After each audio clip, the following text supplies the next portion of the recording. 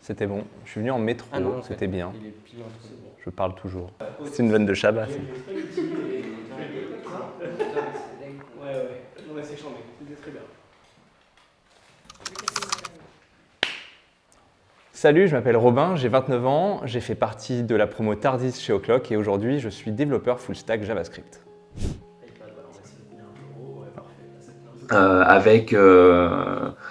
Avec forcément, je suis un tout petit peu dérangé parce qu'il y a ma chienne qui est en train de manger visiblement une chaussette à moi, donc c'est pas grave, je sacrifie ma chaussette pour O'Clock, j'espère que ça rentrera dans mon dossier. Ouais, je me souviens complètement de cette vidéo et je savais que si jamais on allait me remontrer cette vidéo, c'était sûr qu'il y avait ce passage qui allait être dedans. C'était un vrai truc, ma chienne a vraiment mangé ma chaussette pendant cette vidéo, pendant mon confessionnal, et je regrette absolument pas, c'était une bonne chaussette de sacrifier. En vrai, oui, c'était vraiment un moment assez particulier parce que j'avais du mal à me lancer dans cette vidéo, j'avais du mal à me lancer dans ce confessionnal.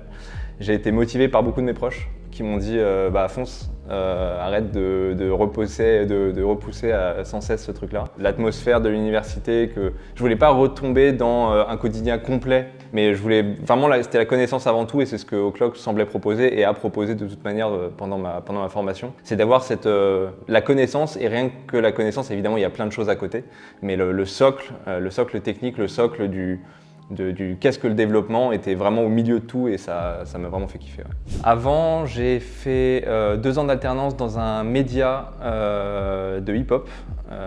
Ensuite, j'ai bossé 4 ans dans une toute petite agence web, on était 3. Alors je faisais pas du tout de développement, je faisais que de la gestion de projet, donc je faisais que du fonctionnel, pas du tout du technique.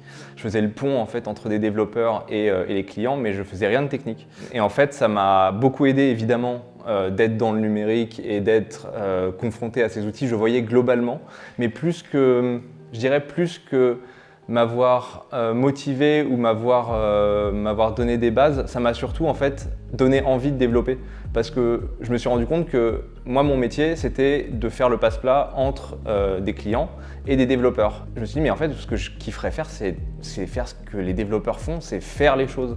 Et il y a vraiment ce côté qu'on retrouve beaucoup, il y a ce côté un peu charpentier digital avec le métier du développement qui est trop cool parce que virtuellement, et c'est ce que je dis quand on me dit mais pourquoi tu as fait ça, pourquoi tu as choisi de faire ce métier-là, en fait, virtuellement, tu peux prendre n'importe quelle idée et la faire.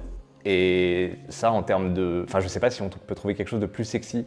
Aujourd'hui, je suis développeur full stack chez Diggers Factory. C'est une boîte parisienne mais qui vend des vinyles en France et partout dans le monde puisque la boîte distribue pour des artistes, des gros artistes et des artistes indépendants des vinyles, soit en pressage normal, soit en pressage à la demande. Donc moi là-dedans, je suis développeur full stack. C'est du React, du Next.js. C'est super important parce que j'étais tombé complètement amoureux pendant ma formation de Next.js, qui est un framework qui se place par-dessus React. Et au quotidien, en fait, il y a plusieurs facettes de cette application. Je bosse à la fois sur de l'e-commerce pour les clients, les gens qui vont acheter les vinyles sur notre site, mais aussi l'appli elle fait office de logiciel interne pour toutes les personnes de la boîte. Et vu qu'on est une vingtaine, une trentaine et qu'il y a des commerciaux, il y a des gens de la prod, il y a des gens qui vont faire des services après-vente, il y a des gens qui vont faire du marketing, de l'acquisition, du biz, etc. Et mon boulot chaque jour, c'est de faciliter concrètement le taf des autres gens. C'est-à-dire qu'on vient me voir et quelqu'un du marketing vient me dire j'ai besoin de telle fonctionnalité qui va me rendre la vie plus facile. Je dis ok, je te la fais. C'est juste vraiment beaucoup trop kiffant parce que je suis en relation directe. J'ai vraiment le côté de mon ancien métier où je faisais recevoir des ordres et en donner à des développeurs. Et là, le passe-plat, le développeur, c'est moi en même temps. Je suis un charpentier auquel on donne toujours des maisons cool à construire. Et ça, c'est cool. Ma recherche d'emploi, elle a été un peu particulière. J'ai eu beaucoup de chance, dans le sens où j'ai mis du temps en sortie de formation à me lancer dans ma recherche d'emploi. Pour la simple et bonne raison que, malgré tout ce qu'on nous apprend chez O'Clock, en termes de construction technique, on nous apprend surtout aussi à être curieux. Et être curieux, ça peut avoir un effet assez vicieux. Ça peut être difficile de s'arrêter d'être curieux. Et de se dire, bon, concrètement, là, je m'arrête d'être curieux et je commence à me plonger dedans.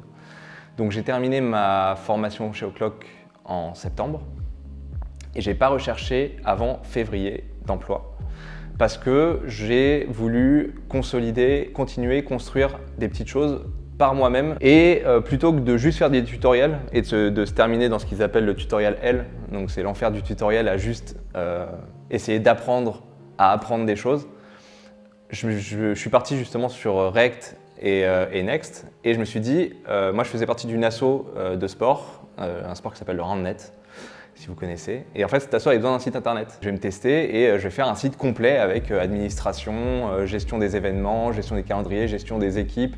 J'ai mis évidemment tout le code source public et c'était plus que mon CV. En fait, c'était mon CV amélioré.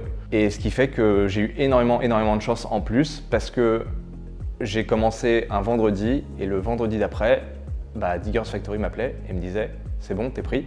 Le conseil que je pourrais vraiment donner, c'est justement échappez-vous de l'enfer des tutoriels, créez un projet à vous qui ne soit pas copiable, collable par personne d'autre, qui soit vraiment à vous. Tu te challenges un petit peu et ça a beaucoup plus de valeur sur le marché du travail pour un junior, j'entends, d'avoir ce genre de projet plutôt que d'avoir juste des éléments qui ont été récupérés d'ici ou d'ailleurs.